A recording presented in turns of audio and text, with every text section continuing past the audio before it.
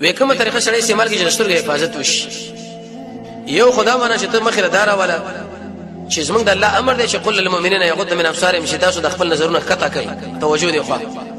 کته کوي د الله امر مخره راولا ویم د شي وایا کچرته زه بد نظری وکما الله بس مانه علم والی دریم دغه الله ما د خپل نظر نه وغورځي څلورم الله بس ما د عبادت خو نورانی او پنځم د شي وایا کزن د پردیس زنانه له وګورم د شي ځوان بل الله پیدا کی چې هغه اسما زنانه له وګوري صدر د حاکم کې روایت دی مسعود احمد کې قرطبی نقل کړي تر وو ونیم سو کال پورې الله به زمونږ د انتقام علی بریدیم نه مگر کچا په شرق باندې توبه وی صلی الله به بخي امام الشرح المانی کې لیکلي چې د امام ابو حنیفه رحمۃ اللہ د مسلک یو قوي مفسر دی ولا تقربوا زنا د آیات په تشریح وی وسړي چې د آیات پر ذکر نظر ورغی هغه واقع ذکر کړي وی خپل ولوري او بډیر ناشنا زیورات باندې آباد کړو په بازار کې وګرځو زنانه لوي ویلي بډای لا چې ارچا وکترنو ارچا بستري حقته کولی چې کور لکه داخلي دی په دې وخت کې ځوان ورته مخله ودرې شو ودرېګا کار می سره دی وی غاړې د یک جنا واخسته یو طرف او بل طرف خپل کړه او نور خوشی کړه ویزه ودا کله چې الوسی سے فرمایي ودا زنانه چې کور لراله نو دې سړیونه پښتنه وکړې دې سړی بډای نشي زمانه دې لور سره خلکو څه حرکت وکړو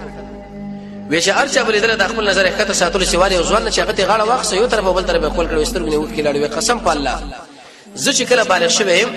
ما چرته غلط حرکت نه کړې مګر زنانه ماتي غاړه خسته یو طرف او بل طرف مې خپل کړي او الله دغه انتقام باندې واخص څه مطلب کوم چرته بر دې زنانه لاس وراوړو دغه بے عزتی مو کړې بل قرآنی فیصله دا یاد ساته چې موږ زنانه سره بده عمل کیږي یو بل واقع سره کله سره په سفر باندې تقریبا 300 میاشتې بار یو ورځ په سره کې دا خبره شیطان ورواچل چې کې دی سفر کې او دې زنانه سره ته جنا وکړه څوک تا ګوري سورې یوسف کې الله دا تربیت مونږ کړی چې یوسف یو ځوان دی او حسین دی د دنیا نه مې حسس مونږ الله ور کړی مسافر دی هیڅوک خپلوان نشي چې لکه کدا رسوام شي هیڅوک څه پیژني لکه باز خلک وسوي چې لکه خارج د بلاو شل د بجنونه کو څومره ګوري دا الله خو مونږ ګوري افضل الايمان ان تعلم ان الله ما كهت ما كنت بهترین ایمان دا چې الله ارجه مونږ ګوري